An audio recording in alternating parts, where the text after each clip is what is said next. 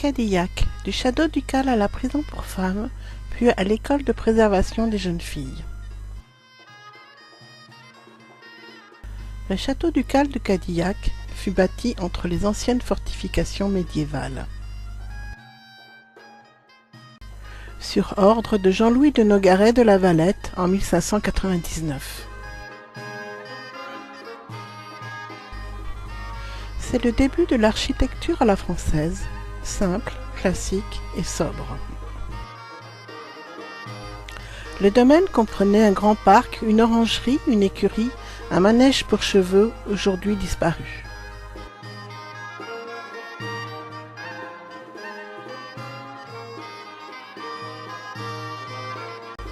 Né cadet de Gascogne en 1554 à Caumont, non loin de Toulouse, d'une famille de petite noblesse, Jean-Louis de Nogaret commence sa carrière comme soldat et prouve sa valeur au siège de La Rochelle en 1573. Aux côtés d'Henri d'Anjou, futur roi Henri III, dont il devint le grand favori. D'un caractère bouillant et entier, Monsieur le Duc est aussi arrogant, orgueilleux et fier de son ascension sociale. Surnommé le presque roi, le demi-roi, l'archi-mignon, Henri III va le couvrir de cadeaux et d'honneurs. De maître de camp à amiral, de gouverneur à duc et pair de France. Il fut très critiqué et presque unanimement haï et sûrement craint durant les 15 années de règne d'Henri III. 10 ans après l'accession au trône d'Henri IV, ce château sera le symbole de sa puissance et de sa richesse, même si Sully a pris la place de conseiller auprès du roi.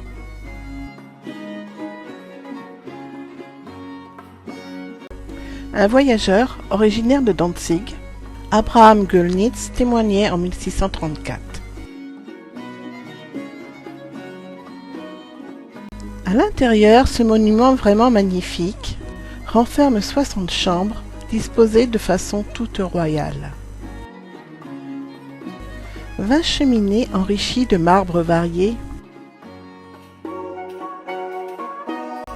Les murailles sont couvertes de tapisseries d'or et de soie, valant plus que leur pesant d'or. Les cheminées sont les témoins de ce que put être la décoration intérieure. Elles sont monumentales, décorées de statues, œuvres d'un sculpteur ayant travaillé à Fontainebleau et à Chantilly.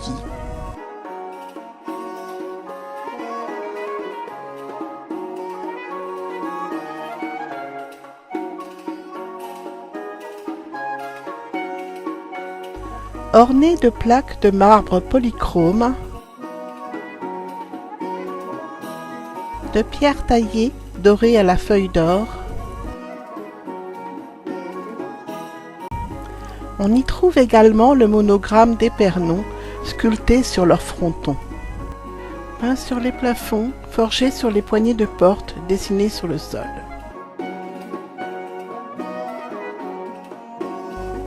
Composé des initiales du duc et de son épouse, Louis et Marguerite. La collection des tapisseries du château correspond à celle qu'ont pu posséder les deux ducs d'Épernon, notamment le siège de La Rochelle.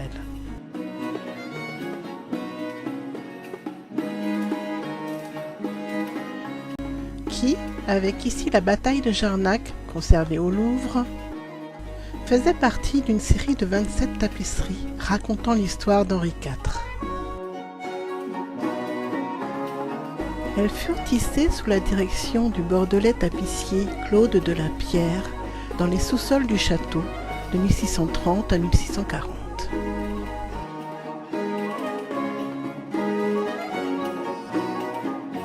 En 1622, Jean-Louis est fait duc et pair de France une seconde fois, de son fief de Villebois au sud d'Angoulême, qui devient duché de la Valette. Cette même année, le roi crée la Compagnie des Mousquetaires, dans laquelle entrent les Gascons de la Compagnie des Gardes du duc d'Épernon.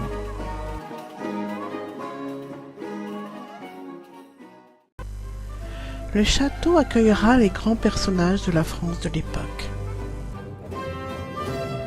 Henri IV et Marie de Médicis,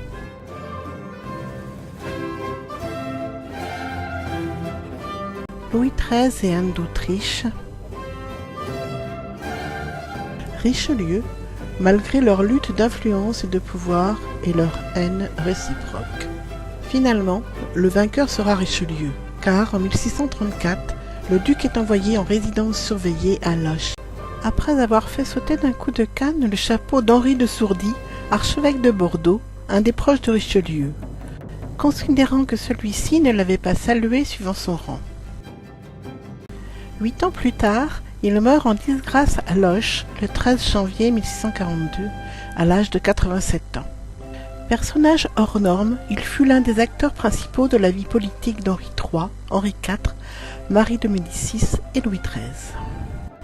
Il est enterré à la collégiale Saint-Blaise, en face du château de Cadillac, et son cœur est déposé à la cathédrale Saint-Pierre d'Angoulême, dont une petite cloche a sonné pour le repos de son âme chaque matin à 6 heures jusqu'à la Révolution.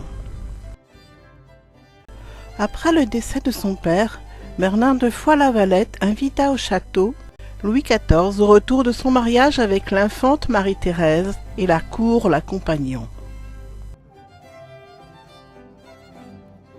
ainsi que Mazarin. Dans les archives de la ville, on retrouve une trace du passage de Molière et de sa troupe.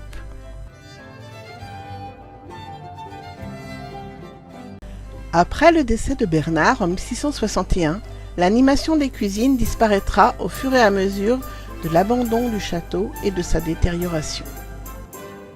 Aucun des héritiers successifs n'aura les moyens d'entretenir la merveille.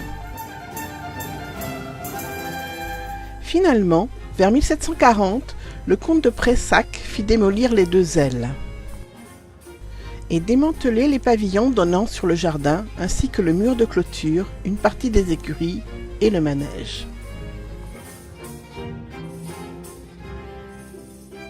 Les ailes furent rebâties après la Révolution.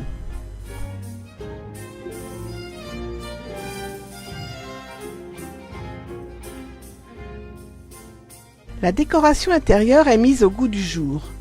Les plafonds peints sont recouverts de planches, ce qui, finalement, les protégera au fil du temps.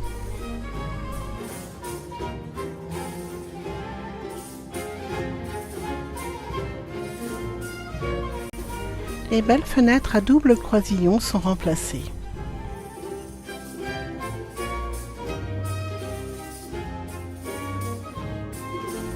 Et la Révolution achèvera le travail. En 1793, le château sera déclaré bien national, pillé et saccagé. Le château est restitué sous l'Empire à son propriétaire, qui le vend à l'État.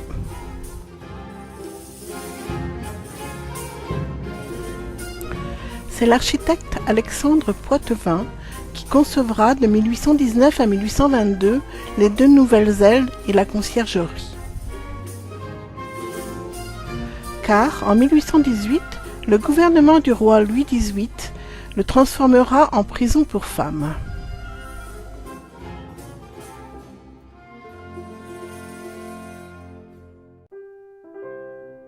Les condamnations de 5 à 8 ans vont du simple vol au crime, en particulier celui de l'avortement.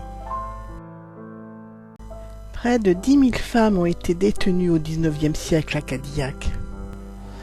Travaux forcés 6 jours sur 7, cadence infernale, malnutrition.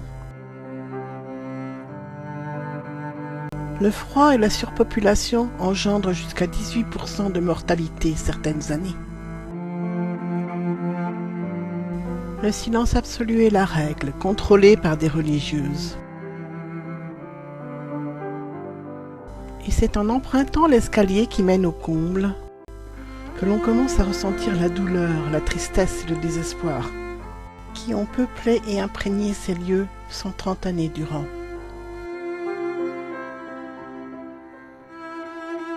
L'école de préservation pour jeunes filles va remplacer la prison en 1891. L'effectif est de 200 pupilles. Dès l'âge de 6 ans, les filles peuvent être envoyées à l'école de préservation. Pour vagabondage, infanticide, encore avortement. Placées par un père qui les trouve trop chères à nourrir. Ou les considère comme des mauvaises filles, les accusant d'outrage à la pudeur ou d'être incorrigibles. Les jeunes mineurs dorment dans des cellules surnommées cages à poules, pour rajouter l'insulte à la violence du traitement.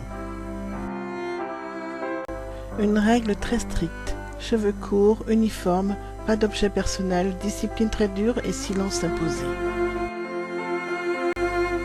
Couture, broderie, lingerie, mais aussi des travaux plus durs, réfection de matelas, travaux de jardinage, basse-cour, élevage.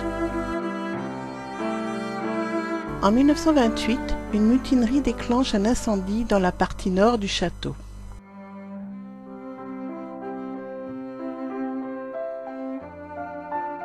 Un geste de détresse et d'alarme.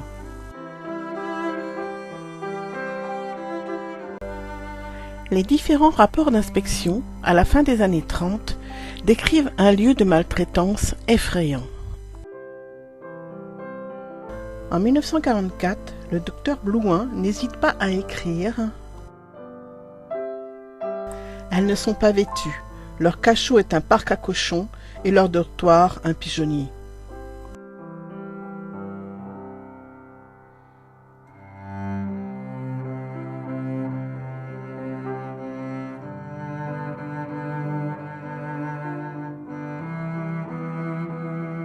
Le cauchemar ne prendra fin qu'en 1951.